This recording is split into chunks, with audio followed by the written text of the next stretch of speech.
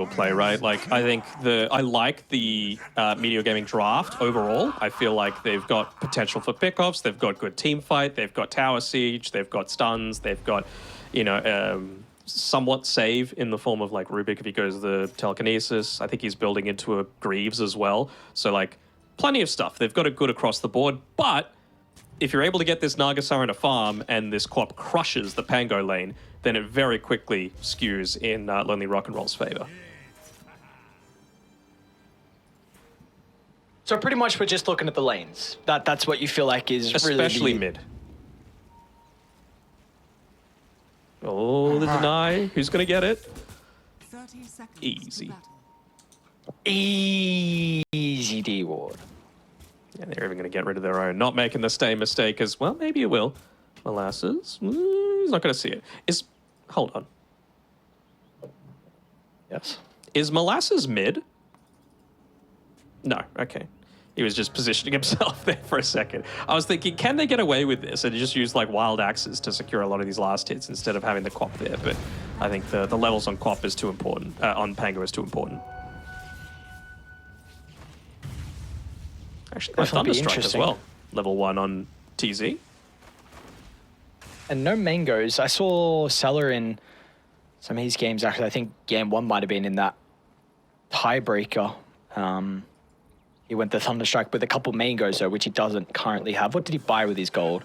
He's got a mango and a cell coming up. Okay, so at least one to be able to help out a little bit with the spam. You're more favoring that Glimpse level 1 at the moment, though, that we're seeing out of the Disruptors? I mean, it's just so mana efficient, right? 70 mana to do essentially the same damage as what Thunderstrike does, and it has such great utility as well. Maybe they're just thinking, look, with a Morphling, it's not necessarily like a kill lane. So, you know, if you had something with a stun or even a slow, you might be able to get away with an early kill off the back of the Glimpse, but with Morphling, you need to play a little bit more passive, and it's just about harassing from afar.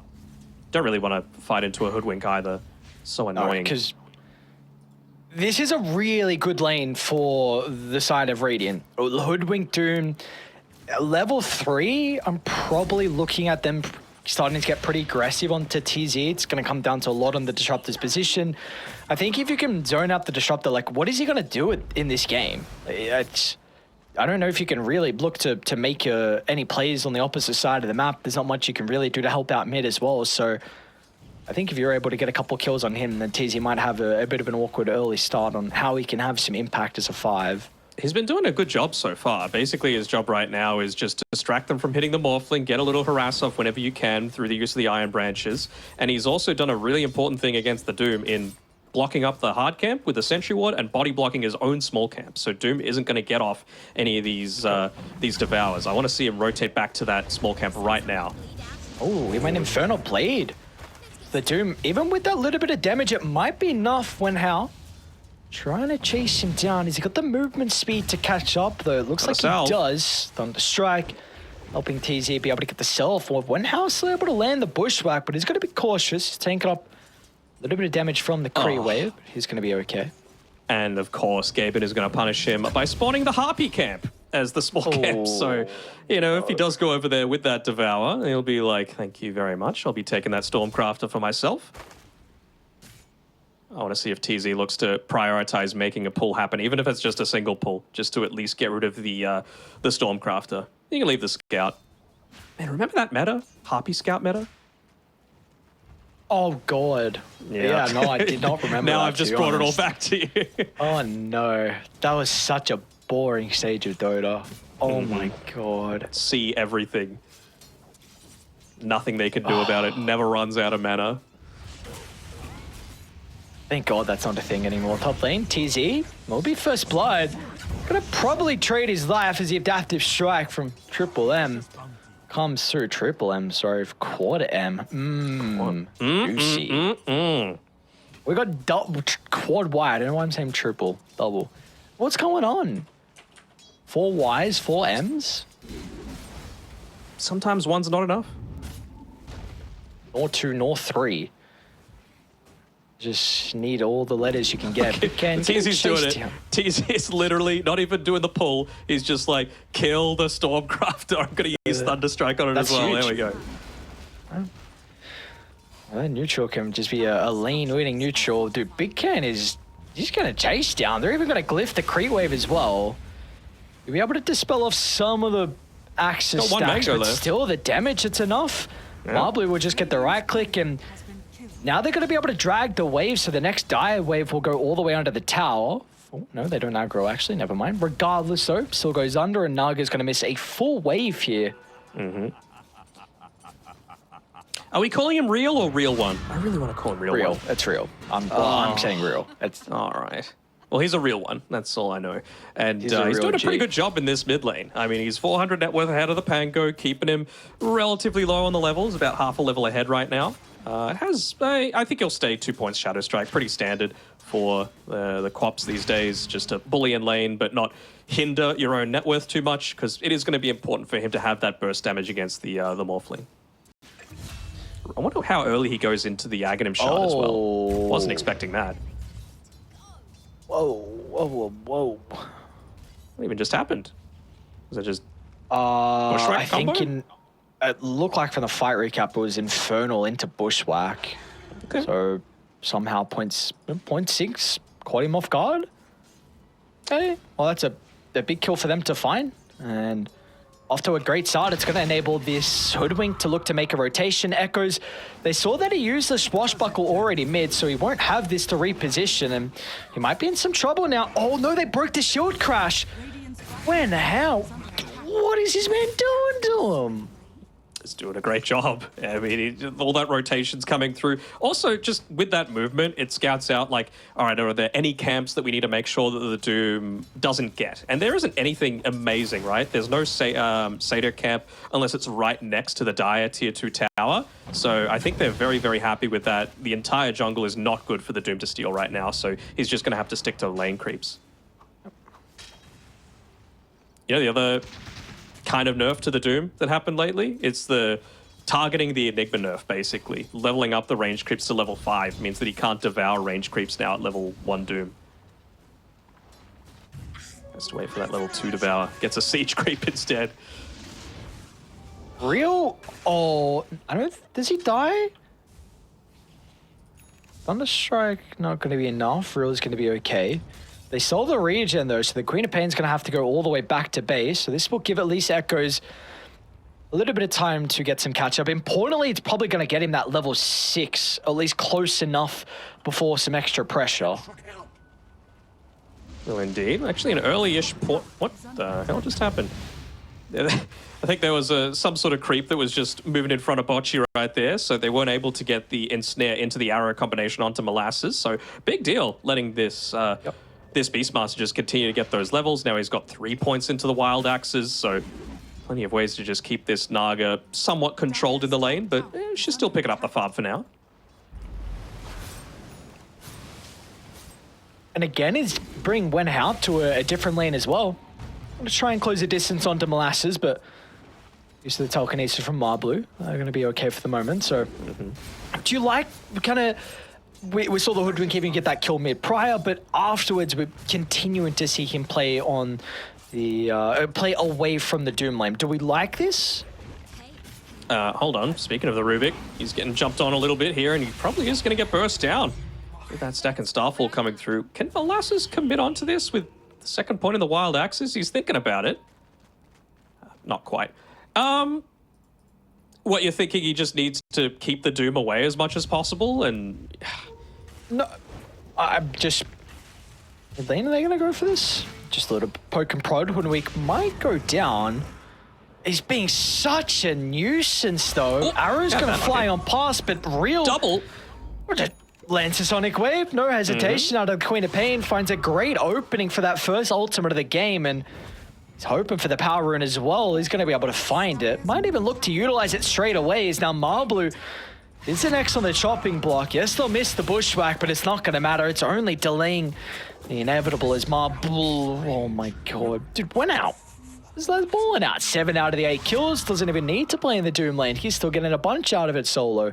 And I mean, there's they've been doing a really good job on Meteor of making sure that the Doom hasn't got anything good to devour, but luck just so happened to spawn a Satyr camp inside of their own ancient area. So Doom was able to go back, get that mana burn creep, and well, now life is a little bit more challenging for the Morphling. He can't even just go back into the lane, right? Because if he tries to last hit, he'll get the Scorched Earth onto his face, and you won't have the the waveform to be able to get away from that lane. So he's already been pushed back to the jungle. This is some really good early game play by Lonely Rock and Roll. Yeah. Do see though, with the Doom being solo versus the Morphling, Morph has got a 500 net worth lead, but really it's the other lanes that are taking a huge hit. The Painkiller is so far behind the Queen, about 1,200 gold difference between them. So Echoes is going to be forced to try and look to get involved with his Rolling Thunder to try and find an angle back into this game. And we'll see if they can secure the kill onto the Doom. He's got some heroes playing behind him at the moment.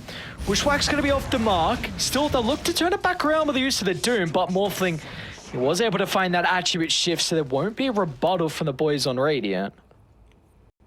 It was even just the small things about like when they actually made that rotation through. The phase boots had just expired on the Doom, so he wasn't able to get away as quickly as he might have liked. They're going to be able to get another quick cleanup kill onto the Mirana as well.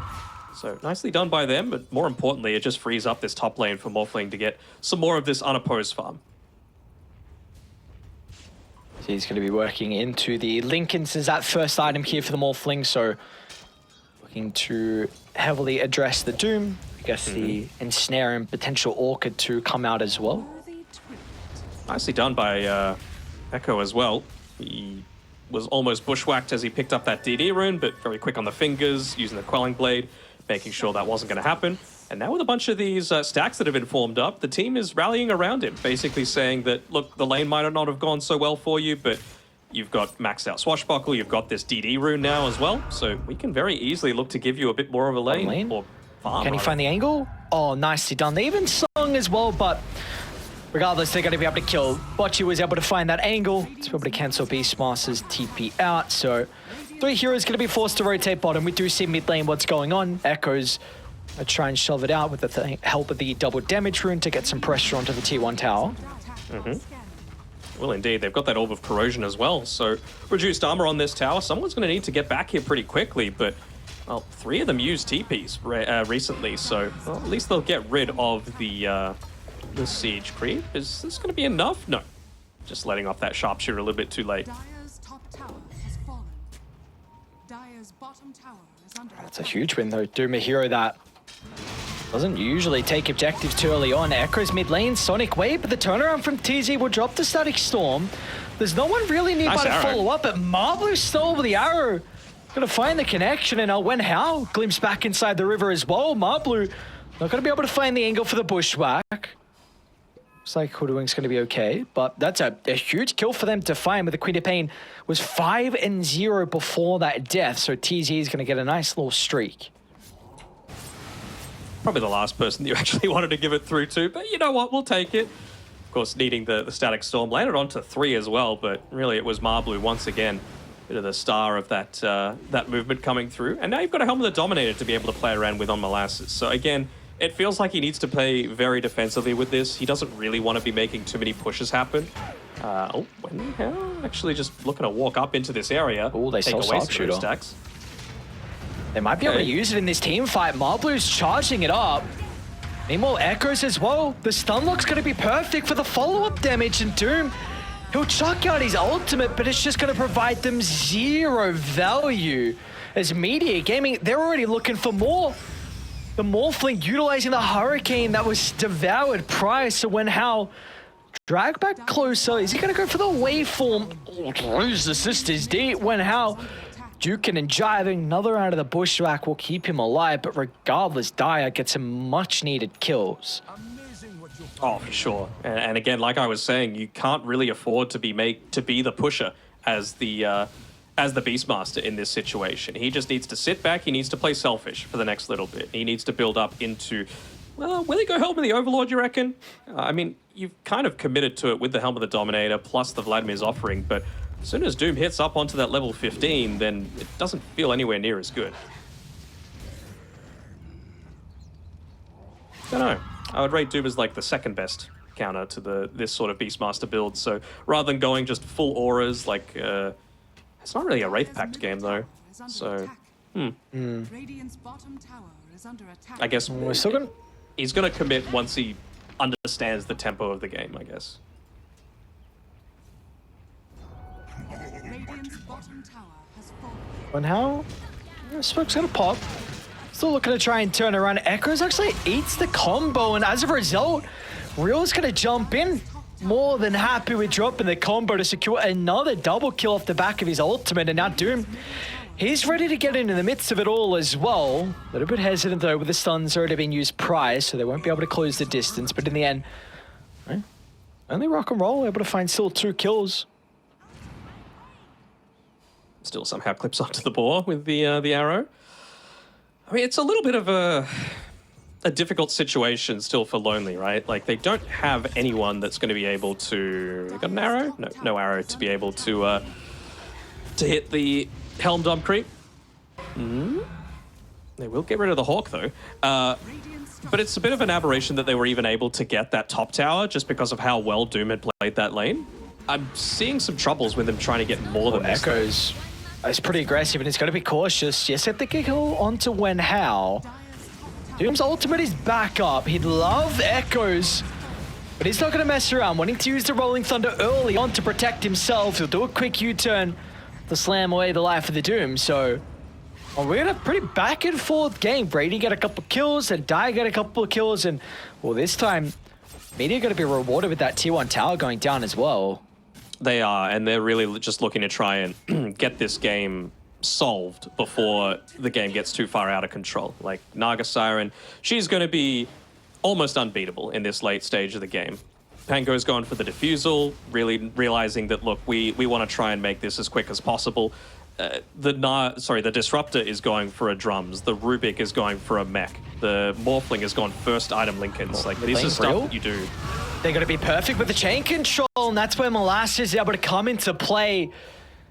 Once again, with the Queen of Pain getting shut down, slowing down this BKB timing here from the co-op. It's the important hero that you got to take away, right? He is once again the pace setter. And well, still got another fight breaking out. Gonna be cautious here. Doom's gonna try and find an opening with the ultimate, but hesitant about using onto the Morphling, considering he's protected with the Lincoln. So we do a couple of supports getting killed off across the map. Can they pop the Lincolns? There we go. It's got enough time to be able to react away from. I just got Manta now, though. They've got a big increase in teamfight effectiveness coming through. Even just the split push as well. Oh, going for the blind. Oh, he was trying to find TZ. One thing I even saw with the item build from Big Can, very interesting. Seems like maybe a personal thing going this Void Stone. Seen a lot of the Nagas. Yeah, seen a... I think that's really the main one that we see, right? Was the Bassi. Of course, the Void Stone's going to be built into that Orchid, but I haven't really seen it. Yeah. Not as effective for the lane, of course, considering you get it a lot later than the Bassi, but still feels nice. Yes. It's really interesting to see kind of these little unique... I guess the other thing is that players. he's not playing with the rest of the team as well, so you don't need like the Bassi aura coming through. It's just purely for yourself, and so it feels a little bit better in that regard. Dire's top tower is under attack. Well, he is having such an incredible time though at finding a farm. On top of the net worth. A decent shot mid lane, meanwhile. More kills occurring around this area of the map. Both sides don't know how to stop. So all the action breaking out, 26 kills, 17 minutes in, and now with that kill onto the Mirana, they're maybe looking to put some pressure down bottom. Helm of the Overlord here with Molasses, he's got that Ancient Black Dragon. Yeah, so they got 5 levels on the Doom where this is going to have effectiveness, and they don't have a glyph to be able to combat this. So really what I'm assuming Meteor are going to be looking to go for is look to try and take the mid tower next, force them to pop the glyph. That enables us to go high ground off the back of potentially Roshan, and this is all stuff that can happen before Doom reaches that level 15 mark. It's actually going to be forced back. He's just forced to... He's forced to be greedier than he wants to be as well. Like, he just needs these levels. Range creeps are too valuable to just let go by the wayside, so instead of staying inside the jungle, he gets the creep wave, which is so much more value. The only thing more value than a creep wave for experience is an ancient camp. Radiant's middle tower is under attack. See with all that. He was able to find down bottom, 11 and a quarter here. And a couple more Midas usages. We'll see him being able to find those levels very, very shortly. Another item, though, is that Orchid that we were kind of mentioning before with the Naga Siren. So he might feel a little bit more comfortable about getting involved in some of the fights. Marblue. Beautiful arrow once again. Solon is able to find... It's not really something that you expect to come out as a Marauder, right? So... with that, they do indeed, and they actually pop the glyph. Okay, and are they going to be able to? I mean, the next creep wave is right here, so I think they're very satisfied with this. They can look to take the mid tier 2 and then potentially go down towards bottom. I don't know if I would want to wait. Meanwhile, actually, bottom lane, yeah, dude. Yep. Once again with the arrow combination, Big Can a little bit too late to protect. They stole the song. Marblue now. Wait, what? They're chasing each other with singing. What? What did I just see? What do you mean? I'm so confused. If Naga's singing and Marblue's singing... How are they both being hit? I don't know. Cast range, does that affect the radius? I don't think it does. I'm sure he was in range to sleep him. I'm not sure, actually, but I thought he was. You know, the most disappointing thing about this all is that when Rubik steals it, it's not Rubik singing. It's still like the Naga sound. Oh, so they should add something into... Okay. Yeah, like you know, Rubik sounding. Oh, arrow. Echoes. ETR, they don't have detection, though. I have no idea who was the one that tanked the arrow. Now Echoes, yeah, he's wanting to get in the middle of it all. Finds an opening here for the Hoodwink, just blows him up, and now they've also glimpsed back Naga with no song. And without the song, how is he going to be able to escape? Molasses is able to hold him into place thanks to the Roar. A worthwhile trade. Real gets the Rubik, but it's Meteor that is so happy. And they might even be able to find more as well as Echoes finds Division, gets that glimpse back. And they can think about going high ground. We saw the glimpse used prior for the tier 2 tower. They used a glimpse previously. They don't have a glyph. You've got a Beastmaster. Not yet level 15, but who cares? You've got everything you could need. And yep, those drums charges starting to come through on the Disruptor as well. He's still got 4 left. And I mean, even when Naga respawns, she doesn't have song. So I'm not sure if you can even initiate very effectively. Just keep the Morphling on the front lines and all the units. You've got Aegis, you've got Lincolns. That's plenty. They are getting just so much value out of this Helm of the Overlord, and that's exactly what you were hoping for them. Still 3 levels away from being able to address this. You've cracked the high ground, and they do not want to leave at all. They burned the tier 3 refreshed glyph as well. So if they want to, they can go bot.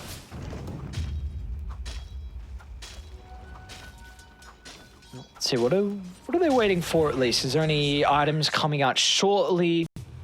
Molasses almost got his BKB, very close to a Glimmer as well from TZ, so you still have a little bit of time here to wait with the Aegis onto the Morphling. Yeah, I'm not sure what Disruptor really wants. Like, I think the Glimmer Cape is fine, but if you're looking to keep up this sort of pace, I wouldn't see him going for like a casual cloak, use the drums off cooldown, and then get the Boots of Bearing after that. Feels like a bit of a waste to get the boots now while you've still got value out of the drums. Definitely what the Glimmer is going to be able to provide them is that just blow one hero up potential that Radiant are playing with. The kind of stun into arrow, into sharpshooter. Glimmer is going to be able to mitigate some of the damage, even just whoever gets doomed. Maybe help them look to reset. Looks like they're just keeping the tempo up. I like it. Again, just put your vision down, put all the creeps on the front lines, don't stack up, and then just take more towers. You're forcing a move out of the enemy team. You don't even want it. Like, how are you supposed to initiate onto this Morphling? You can't really. And they brought the Naga back as well. All right, Echoes, he's going to look to jump in. They'll make sure there's no opportunity for the Doom to activate the BKB, and that's probably a full set. If he's going to look to buy back, but you just reposition and wait for Rolling Thunder? And yeah. Yep, you still got a minute and 45 seconds left on the Aegis, so that'll probably give time for Molasses to go back, get at least a creep. Looks like he's going to take the no. Doom glimpse back in the middle. forced out the BKB, but how does he look to enter the fight now without the protection of this? You don't. Real might consider blowing up the Naga sign, but the instant use of the telekinesis, Real's in some trouble now. Looks to turn with the Sonic Wave, but the blow-up potential is just not there. Morphling out of danger. This is just so much committed, and they still have the Aegis for another minute. And they're just throwing the illusions onto the high ground as well. He's morphed into the Naga Siren. Why not? You know, let the not risky stuff do a lot of your harass. Nice well, the arrow combo. connected. Stolen arrow again. Can Marblu connect another one?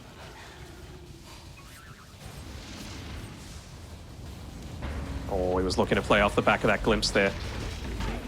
Arrow does connect once again onto the Mirana. And now Echoes, he's got the Rolling Thunder back up. They're going to try and target down the Doom. He needs to use his ultimate, but he won't have an opportunity to do so before he dies. And now Molasses, he's found the roll onto the real Naga. Just gets the ultimate off at the last second. One used to retreat, but Echoes, as soon as it expires, he's looking to jump in, wanting some revenge off the back of the rough lane that he had against the Queen of Pain. He won't get the kill, but they've taken more than enough in regard to ejectors pillaging the base. That's 2 full sets of advantage here for the boys on Dire.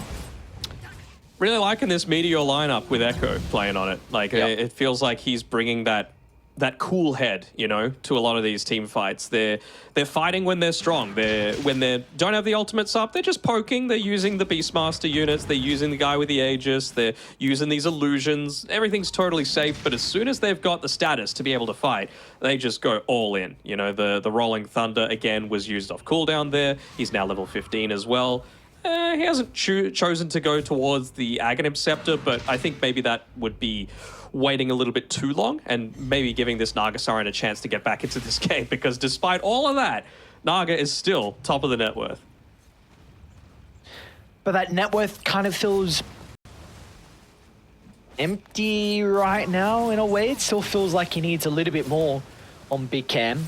I mean, previous fight he's just been aiming down the supports, but I don't know if that's going to be enough in these upcoming team fights with how Dire have been playing. I think you said it perfectly. This lineup now with Echoes, even off the back of the rough lane that he had, they're playing so well around the Pain Galarian. Oh, they're going to look to get involved once again off the back of this smoke. Man just picked up an Arcane Rune, and he's got the Rolling Thunder available. Ooh, is he going to like Shadow TZ? Gonna run into the mall. Oh, using the Doom onto the Disruptor as well. So and a heavy commitment, and now it means that the rest of Meteor, they're going to be enabled to take the team fight without having to worry about these ultimates. Roar to an illusion. Not going to be the greatest for them as now Echoes still looks to get the term of the damage there. Real's in some trouble. One more right click will bring him down. But another Pain Galarian instead up. Big Can now. He'll turn to the Morphling. Arrow found its mark. The Morphling trying to escape, waveform up in a couple of seconds, able to reposition, but the Song holds him down. There's nothing that Dire going to be able to do. Perfect combo. Song to set up for Bocce's arrow, and now they're going to get the Helm of the Overlord as well. Finally, Doom has hit that level 15, and all of a sudden, this net worth lead, it's about to be in Radiant's favor. Damn, I was not expecting that at all. I thought they popped way too much on trying to kill this Disruptor, but it just shows how important he is to this team fight, right? The repositioning from the Glimpse combo together with the vision provided by Molasses' Beastmaster. Oh man, let's go Molasses. He's going the slom. He's doing it. My man. No way. I mean, it's decent, right? Against the Naga. The drums are AoE damage, so it's a decent way of dealing with the illusions. Yeah. Doesn't work if you're silenced or stunned though, and well, feels like they've got a decent amount of stuns, and you're gonna have an Orchid for the Naga as well.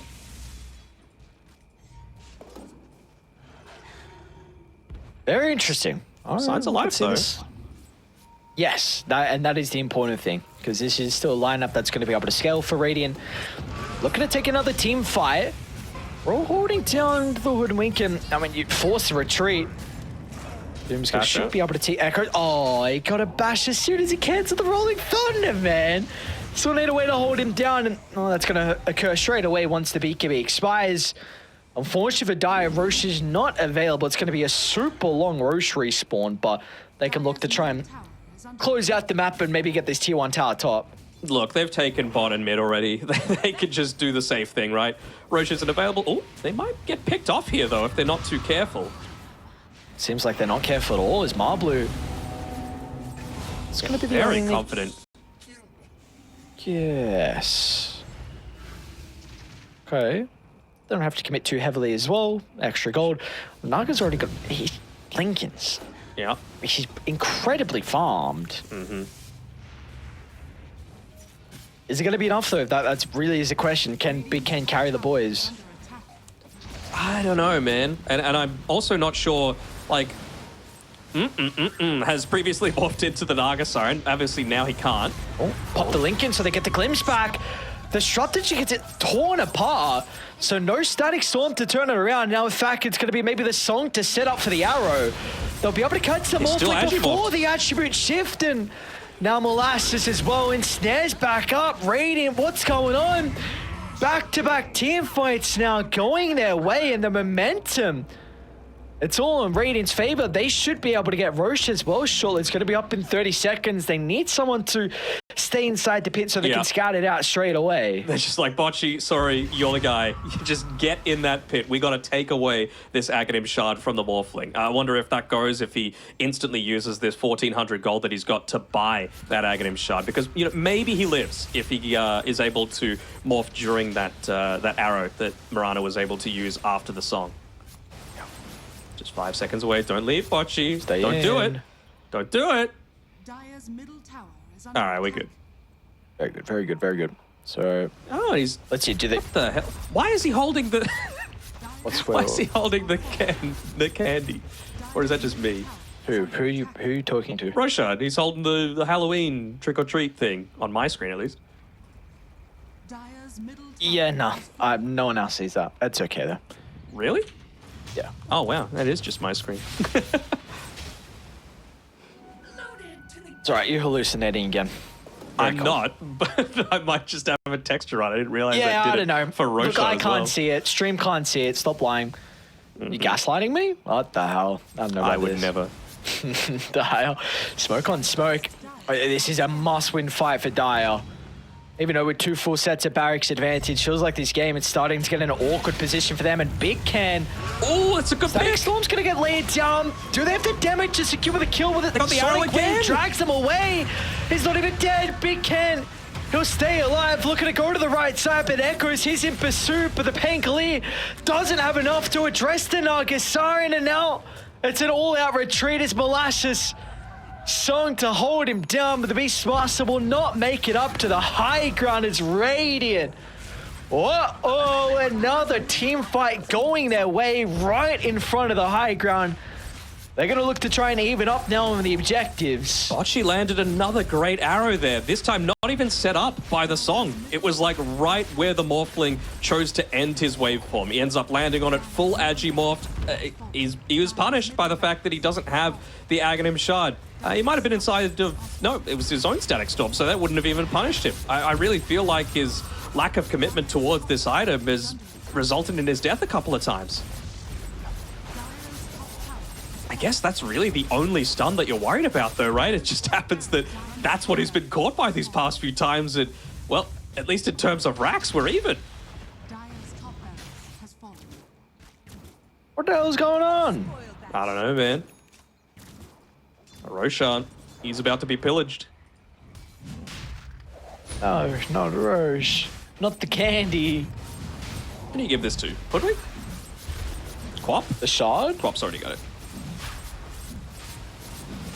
Yeah, I think the hood. Hoodwink or Doom? Both fine targets.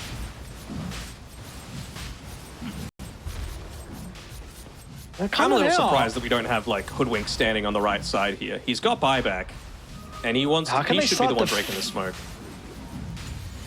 There we go. Marblu, instant use to the roar and the BKB from Molasses. They just want to take the Hoodwink out of the equation. Gonna buy back and rejoin by the outpost. Static Storm's gonna get laid down as well, but there's no follow-up. They're doing their best to kite the Naga, but They're only killing he's the just supports. chasing down some of the support members. Rubik killed off TZ in the tree line as well. They're finally going to be able to get a glimpse of him. So both sides putting all their attention just to address the supports. It's a dieback on the Hoodwink, but Dire, is it truly worth it in the end when you lose 3 members? No, it's not. Especially when you're going to lose Roshan as well. So, I don't know. This is looking spicy. They're going to have to move back to deal with this lane pushing in, but really only feels like bottom's the lane that you're worried about right now. You know, you've taken the lane of Rax, so that's going to even things out. And well, they've even finally had time to go back into their jungle and pick up some of these extra items. You know, maybe the Titan Sliver with that status resistance would have been the difference for this Morphling to be able to survive these past few engagements. He's certainly going to play a little bit more greedy, at least until he picks up this BKB for himself. And well, I feel like as soon as he dives into these fights, he's going to be popping it.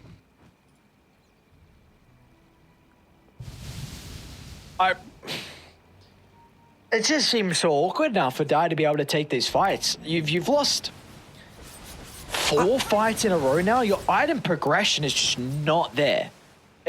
We've been speaking about this Morphling, like trying to find this next set of item. He's so close to getting a BKB, but you've just given such an advantage over to Radiant. Like Doom's now scaling.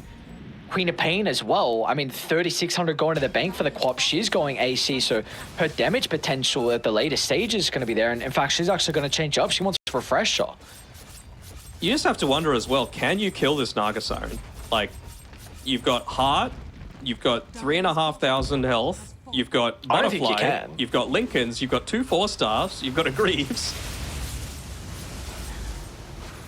I don't think he dies. They obviously feel like that as well with giving the ages over to the Quap. Big Ken has had an incredible performance so far this game. Is a big reason of why they are in this commanding position now 35 minutes in as Marblu. Bushwhack's going to drag him away for the arrow, but it just doesn't matter. Doom's going to be a bit cautious though, but they'll use the song defensively to keep him alive. Now you're not going to get any value out of this Rolling Thunder. Backs off. Now, I mean, again, how do you take the fight?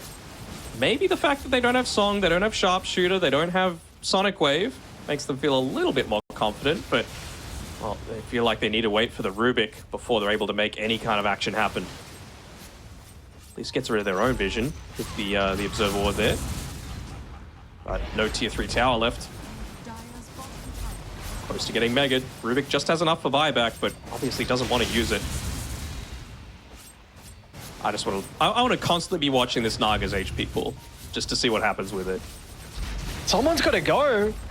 How do you start though with no Rolling Thunder, no Roar? At least get a little bit of time to reset and hope these cooldowns come up shortly, but the Creeps once again re-entering the base. Alright, you got Rolling Thunder up now, but your range racks, they're just going to die to the illusions. Radiant don't have to heavily commit if they don't want to. Oh, he popped the BKB. Oh, no. Let's back off. The Siege Creeps are going to do it. Oh, no. One of them gets disarmed, not the other. Oh, one more. Oh, feels bad. You might just be in a position where they call it? Wow. Really? That is...